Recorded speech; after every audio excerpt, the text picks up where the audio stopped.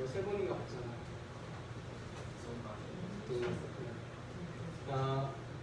지난주에 이제 제가 막 설교를 하면서 막 저는 작정하고 막 죄 지어본 적 있다 막 이런 설교를 했을 때도 있고, 막 부모님이 공부하라고 하면은 그날로 이제 공부 안 했다 이렇게 한 얘기를 하니까 사모가 이제 사랑하는 아내가 이제 집에 가면서 그런 남자인지 몰랐다.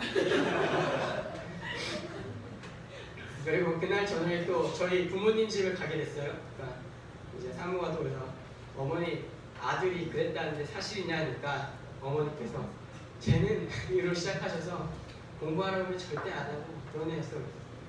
그런 남자인지 몰랐습니다. 그렇겠지만 제가 이미 늦었다. 그 나라 들어가기까지 당신의 짝은 바뀌지 않는다 이렇게 얘기했어요. 다 똑같아요. 네, 네, 뭐 이 얘기는 그냥 농담으로 한 거고요. 지난주에 저희가 이제 설교를 했을 때 우리에게 이제 죄가 있음으로 사망이 들어왔는데, 이 자유라는 저는 사실 자유라는 표현을 좋아하지만 세상에서 말하는 자유를 자유라고 표현하지 않고요, 방종이라고 표현해요. 그냥 자신의 뜻대로 하고 싶은 삶, 그걸 저는 자유롭다라고 얘기하고 싶지 않고요, 방종이라고 하는데, 그 방종의 결과는 결국 이제 죄가 가져다 온 사망밖에 없다. 그래서 기독교인이 가지는 자유라는 것은 마치 아담과 하와처럼 에덴 동산에 있지만 선악과라는 그 한 가지 법칙, 그 법칙 안에 놓여 있을 때 누리는 것, 그것이 자유라고 했어요. 그래서 기독교인의 자유는 하나님의 말씀 안에서 살아가는 것을 자유라고 얘기를 해요. 지난주에 어떤 친구들이 이제 공과에 막 질문을 써서 보내줬어요. 오늘 설교와 뭐 관련 있기도 하고 없기도 한 질문이지만, 아담과 하와가 범죄를 저질렀을 때 그냥 죽이시고 다른 사람을 만드셨으면 되는데 왜 그러지 않았냐 하고 이제 큰 민주가 질문을 했어요. 민주 공과책에도 제가 이렇게 써서 붙여놨지만 같이 얘기를 해볼게요. 왜 하나님은 아담과 하와를 즉시 죽이지 않았을까요? 반드시 죽으리라라고까지 말씀하셨는데요. 이게 이제 모험답안이죠. 네, 사랑하셔서. 네, 맞아요. 그럼 이제 좀 다시 예를 들어볼게요. 그럼 여러분은 왜 안 죽습니까? 너무 여러분으로 예를 들면 좀 그렇죠? 그럼 저는 왜 안 죽을까요? 저도 이번 주에 죄를 짓고 살았거든요. 아내가 잔소리를 하면 싫은 티를 팍팍 냈습니다. 죄죠. 사랑해야 하는데, 엄마가 전화와서 밥을 잘 챙겨 먹으라 하면 네 어머니 역시 저를 생각해주는 건 어머니밖에 없군요 하고 눈물을 흘리며 전화를 끊어야 되는데 알았어 하고 끊었습니다. 죄죠. 근데 왜 하나님이 살려주셨을까요? 그걸 바로 은혜라고 저희는 얘기하는 겁니다. 아담과 하와가 죄를 저질렀지만 하나님이 바로 죽이시지 않은 이유는 두 가지로 크게 얘기할 수 있을 것 같아요. 첫 번째는 인간이란 존재가 하나님의 형상이고 하나님의 모양이었기 때문이죠.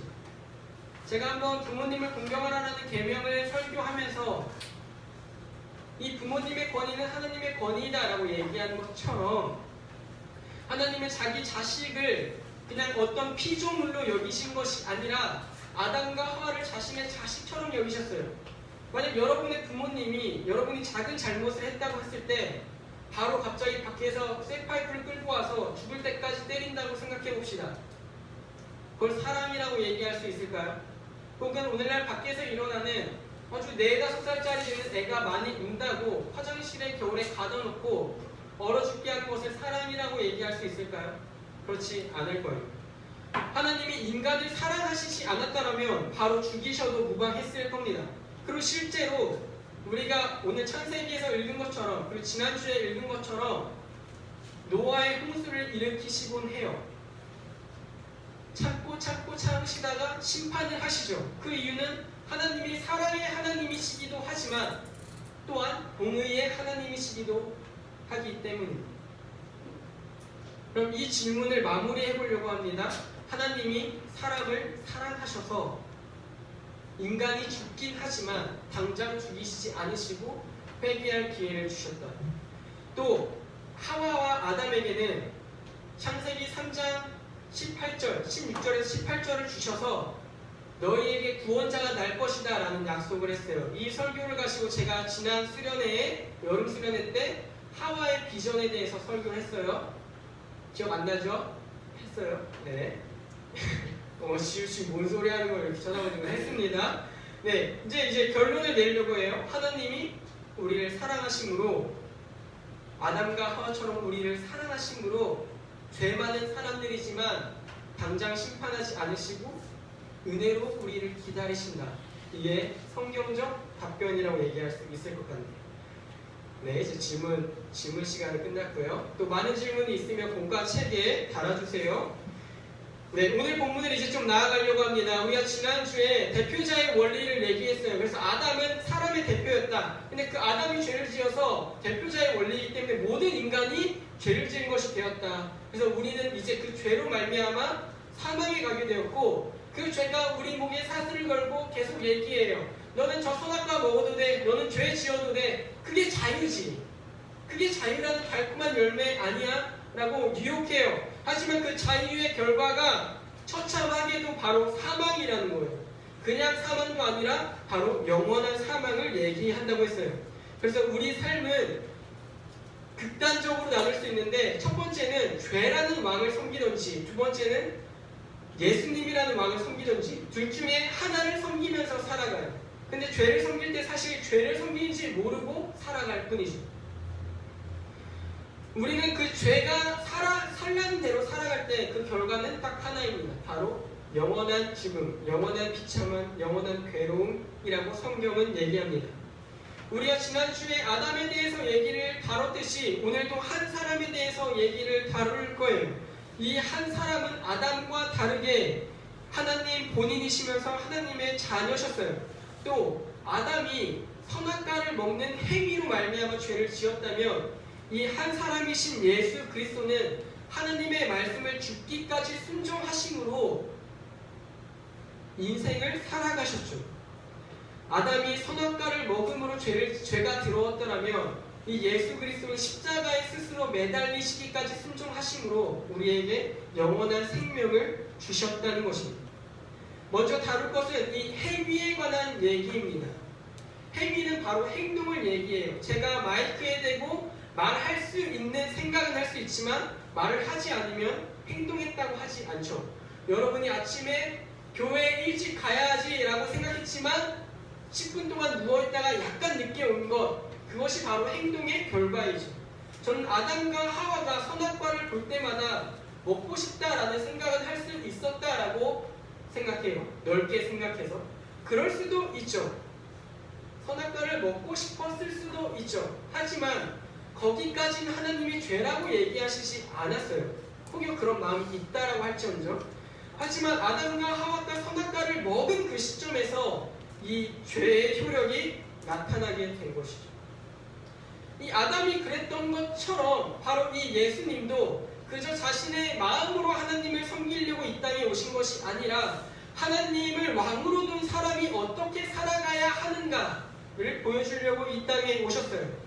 아담이 행함으로 죄를 지었더라면 이 예수님은 행함으로 하나님에 대한 사랑과 그 말씀에 대한 순종과 하나님의 권위를 인정하는 것이죠. 우리도 그럴 때가 있어요. 이 교회에 나와서 예배를 드리러 나왔지만 우리 마음은 예배를 드리고 싶지만 우리의 겉으로 졸 때도 있고 다른 일을 행할 때도 있죠.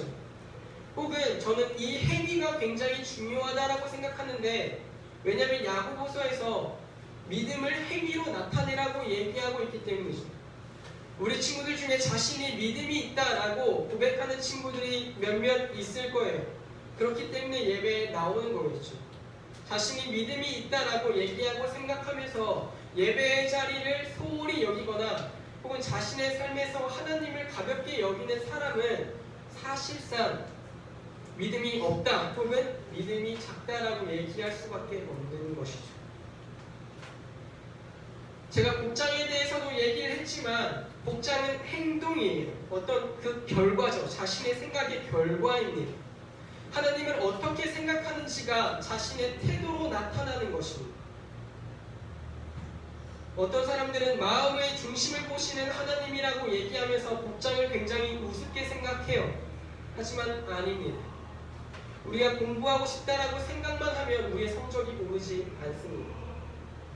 우리가 공부한다고 생각하고 책상에 앉아서 펜을 들고 문제를 풀 때에 우리의 성적이 오를 가능성이 생기는 것이죠. 하지만 이게 세상의 인과율이라면 기독교인의 인과율은 먼저 하나님이 은혜로 우리에게 믿음을 주셨기 때문에 이제 내가 이렇게 행동해야지, 이것의 차이가 있을 뿐입니다. 다시 본론으로 다시 넘어가서 이 아담의 한 사람의 범죄로 말미암아 많은 사람이 죽게 되었어요. 여기서 많은 모든 사람을 의미해요. 모든 사람이 죽게 되었어요. 저도 죽게 되었고 의찬이도 성민이도 죽게 되었어요. 이 아담의 한 범죄로 말미암아서. 근데 오늘 본문을 보면 15절부터 끝절까지 계속 범죄한 한 사람과 또 다른 한 사람, 이렇게 계속 비유가 나와요. 아담과 예수 그리스도를 나눠요. 15절에 보면 이 은사는 예수님의 은혜를 얘기해요. 그 범죄와 같이 아니하니, 15절입니다. 곧 한 사람의 범죄를 인하여 많은 사람이 죽었은즉 더욱 하나님의 은혜와 또한 한 사람 예수 그리스도의 은혜로 말미암은 선물은 많은 사람에게 넘쳤느니라. 범죄와 비슷하게 하나님의 선물이, 그리스도의 선물이 많은 사람에게 넘쳤대요. 16절, 이 선물은 범죄한 한 사람으로 말미암은 것과 같이 아니하니 심판은 한 사람으로 말미암아 정죄에 이르렀으나 은사는 많은 범죄로 말미암아 의롭다 하심에 이름이니라. 한 범죄로 말미암아 모든 사람이 죽었고 이 한 범죄로 말미암아 수많은 범죄가 나타나게 됐어요. 근데 이 은혜는 한 범죄와 다르게 이 범죄보다 더욱더 커서 모든 범죄를 은혜로 덮고도 남는 것이 그리스도의 은혜다라고 얘기하고 있는 것이죠. 17절, 한 사람의 범죄로 말미암아 사망이 그 한 사람을 통하여 왕노릇하였은즉 더욱 은혜와 의의 선물을 넘치게 받는 자들은 한 분 예수 그리스도를 통하여 생명 안에서 왕노릇하리로다. 한 사람의 범죄로 말미암아 사망이 우리에게 왔고 그것이 왕노릇하게 되었습니다. 우리는 이 왕의 주체가 아니라 우리의 그 죄가 우리 삶의 주체가 돼요. 근데 17절에 보면 예수 그리스도를 통하여 생명 안에서 왕노릇하리로다 라고 얘기를 해요. 이제 삶의 주체가 더 이상 죄에게 끌려다니는 인생이 아니라 우리가 그리스도의 은혜를 받은 사람이라면, 우리가 그리스도로 말미암아 생명을 받은 사람이라면 이제 우리 삶의 주체가 돼서 우리 삶을 자유롭게 살아간다는 것이 기독교인의 자유의 원리입니다. 결과적으로 얘기해봅시다. 죽은 사람의 자유가 어디 있겠습니까? 100년 뒤에 우리는 다 죽어있을 확률이 크죠. 가장 어린 중1 친구들부터 가장 나이가 많은 명예선생님까지 우리는 적어도 100년 뒤면 대부분 다 죽어있을 것입니다. 좀 더 길게 잡아서 200년 뒤라면 우리는 확실히 죽어있을 확률이 큽니다. 죽은 사람에게 자유를 논해봤자 자유는 없습니다. 시체를 다른 곳에 이장하려고 해도 죽은 사람의 말 때문에, 죽은 사람의 권위 때문에 그 사람을 이장, 묘를 옮기는 것이 아니라 산 사람들의 결정으로 옮겨지는 것이죠. 하지만 우리 안에 이제 그리스도 덕분에 그리스도의 은혜로 생명이 주어졌다면 이제 우리는 살아있는 사람으로서 주체적으로 자신 스스로 행동할 수 있다는 것입니다. 18절입니다. 그런즉 한 범죄로 많은 사람이 정죄에 이른 것 같이 한 의로운 행위로 말미암아 많은 사람이 의롭다 하심을 받아 생명에 이르렀느니라. 아담의 범죄로 사망이 온 것처럼 그리스도의 순종하심으로, 그리스도의 행동으로 우리에게 생명이 다시 들어오게 되었습니다. 그것을 우리는 오늘 은혜라고 얘기를 하고 좀 더 어려운 용어로는 중생, 거듭나다, 거듭 태어나다 라고 얘기할 수 있을 것 같습니다. 20절, 율법이 들어온 것은 범죄를 더하게 하려 함이라. 그러나 죄가 더한 곳에 은혜가 더욱 넘쳤나니 오해하시면 안 됩니다. 하나님이 율법을 주신 이유는 너희 죄 지어라 라고 주신 게 아닙니다. 하지만 율법이 오므로 우리는 죄를 알게 되고 우리가 죄를 지을 수밖에 없는 인간이라는 것을 알게 되었습니다. 우리가 죄를 지었다는 것을 깨닫게 되면 우리는 필히 비참하게 되어집니다. 심령이 비통하게 되어집니다. 근데 이 범죄가 더하여진 우리 마음에 이제 그리스도의 은혜가 그 죄를 덮고도 또 덮고도 남는 은혜가 들어오게 되었다는 거죠. 어떤 친구들은 죄를 지어서 마음이 불편하다라고 얘기를 합니다. 회개를 하고 해도 내가 또 죄를 지었는데 어떻게 하나님 앞에서 용서를 받을 수 있을까 하는 고민을 하기도 합니다. 그러나 여기 나와 있듯이 이 그리스도의 은혜는 여러분의 죄를 덮고도 또 덮고도 남는 은혜인 것입니다. 정작 죄인은 죄를 두려워하지 않는 사람이고, 정작 하나님을 잘 알지 못하는 사람은 내가 이렇게 죄를 저질렀는데 회개한다고 죄가 용서받을까? 라는 믿음이 작은 사람입니다. 21절, 이는 죄가 사망 안에서 왕노릇한 것 같이 은혜도 또한 의로 말미암아 왕노릇하여 우리 주 예수 그리스도로 말미암아 영생에 이르게 하려 함이라. 이 하나님의 은혜의 결론은 한 가지입니다. 바로 영생, 영원한 생명입니다. 영원한 생명, 영원한 죽음과 반대되고 하나님만이 주실 수 있는 그 첫 번째 약속, 아담에게 저 선악과만 먹지 않으면 너가 영원히 나와 함께 살 것이야 라고 얘기했던 그 약속, 너가 내 품 안에서 자유롭게 살면서 영원히 너의 자손을 낳으며 살 수 있을 것이야 했던 그 약속이, 그 잃어버렸던 약속이 이제 그리스도 안에서 우리에게 주어진 것입니다. 그럼 오늘 제가 여러분들에게 무엇을 제시할 수 있겠습니까? 여러분들에게 무엇을 얘기하려고 2주 동안 긴 얘기를 꺼냈을까요? 단 한 가지입니다.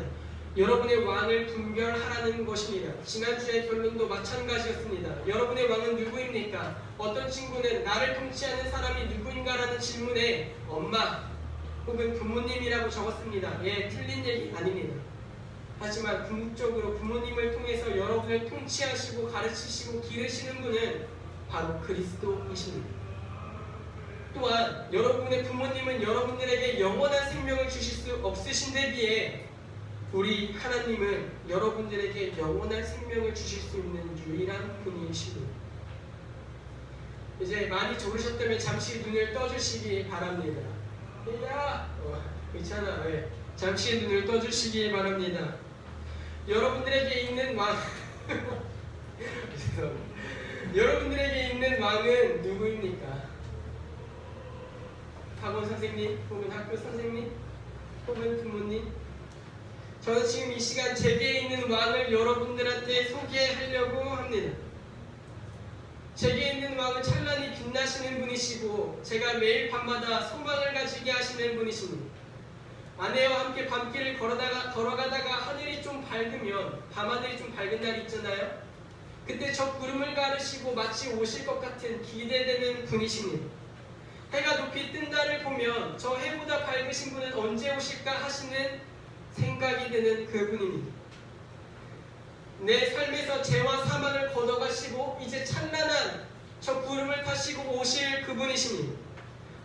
그분은 그저 빛나실 뿐만 아니라 나의 죄 때문에 십자가에서 피로 물드셨고 이제 더 이상 내가 죄로 인하여 비참하여 무릎 꿇을 때에 나를 안으시며 더 이상 너를 정죄하는 이가 없다라고 얘기하시는 분이십니다.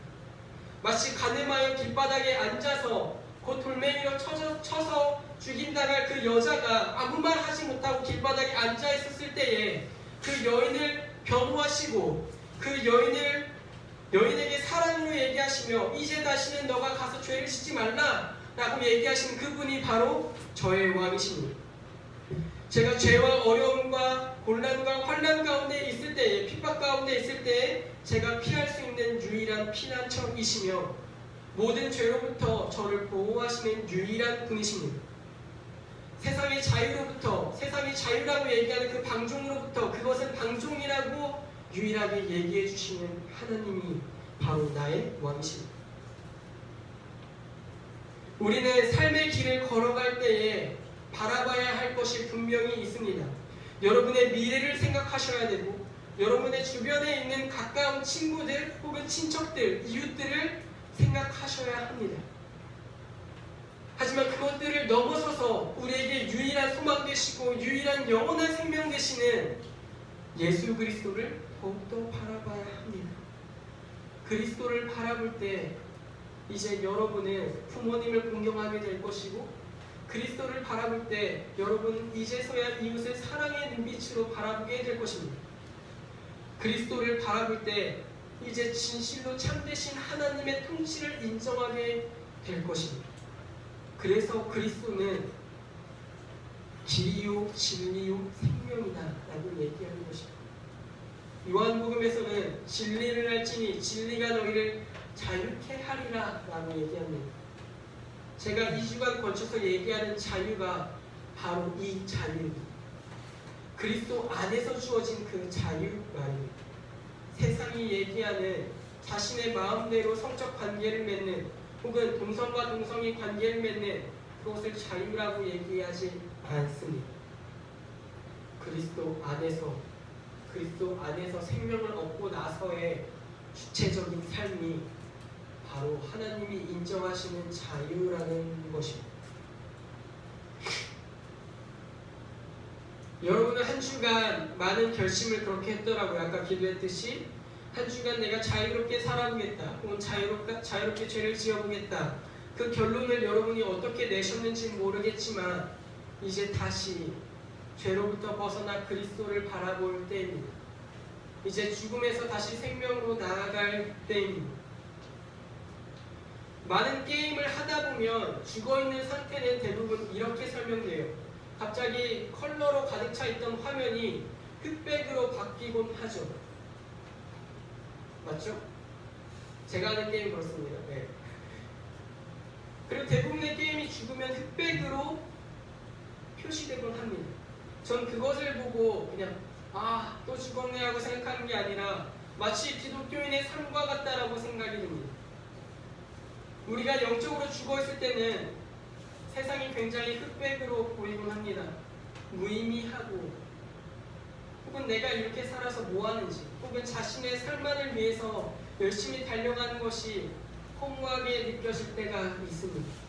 그러나 그리스도를 왕으로 섬긴 사람이 다시 태어났을 때는 이제 삶의 의미가 바뀌고 매일 다가오는 저녁이 두렵지 않고 내일로 인한 걱정으로 끙끙 않으며 지나가는 나무에서 그리스도를 보고 떠오른 해와 달과 별에서 그리스도의 사랑을 느낄 때도 있습니다. 삶이 마치 그리스도의 사랑으로 컬러풀하게 바뀐 것입니다. 여러분은 그런 경험을 한 적이 있습니까? 여러분은 그런 컬러풀한 세상을 보신 적이 있습니까? 아니면 아직도 흑백의 화면이 다인 것 마냥 살아가고 계십니다.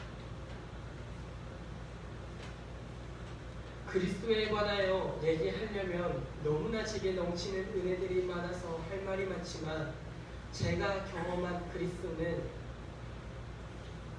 이 세상에 빛으로 오셔서 사물이 각자 가진 그 색깔을 반사하여 자신의 빛을 내게 하여 주시고 사물뿐만 아니라 흑백인 줄 알았던 나에게 자신의 빛을 비추사 내가 빛을 낼 수 있게 만드신 분. 그리스도의 빛을 받은 여러분은 여러분의 빛을 이제 내게 되실 것입니다. 사망의 그늘 아래 흑백으로 죽어가는 존재들이 아니라 그리스도의 빛 아래 자신의 빛을 비추는 것, 그것이 하나님이 주신 자유입니다.